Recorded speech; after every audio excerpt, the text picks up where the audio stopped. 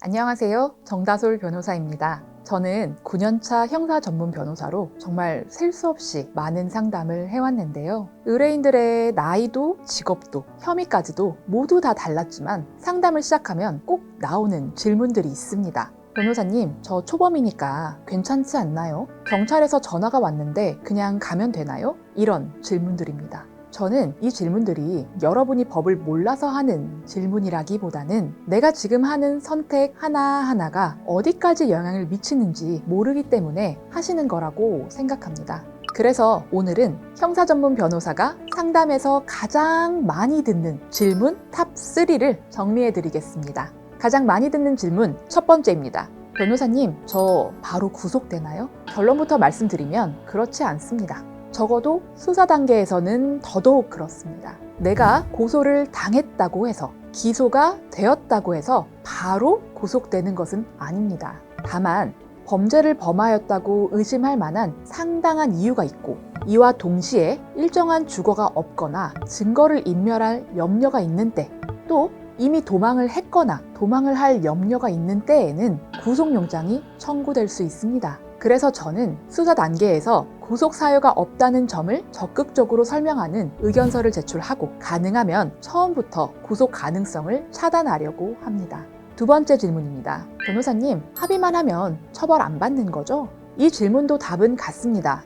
대표적인 개념이 바로 반의사 불벌죄입니다. 피해자가 가해자의 처벌을 원하지 않으면 처벌할 수 없는 범죄죠. 대표적으로 폭행죄, 여기 해당합니다. 그래서 폭행 사건에서는 합의가 굉장히 중요합니다.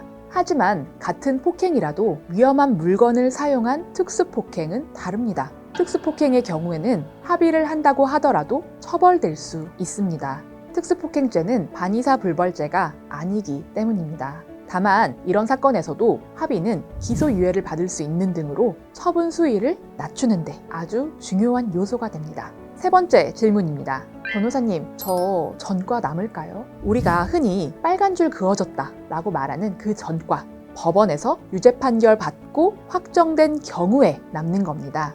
반대로 수사 단계에서 불기소 처분을 받거나 법원에서 선고유예를 받는다고 하면 전과는 남지 않습니다.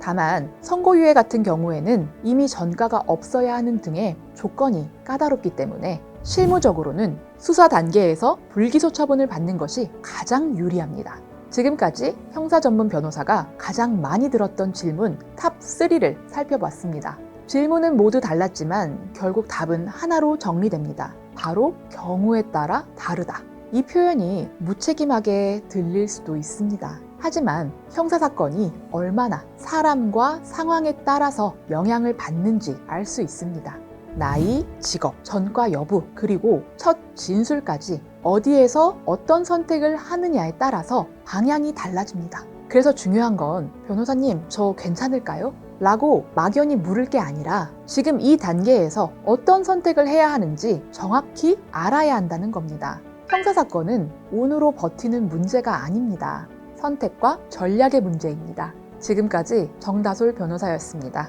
감사합니다.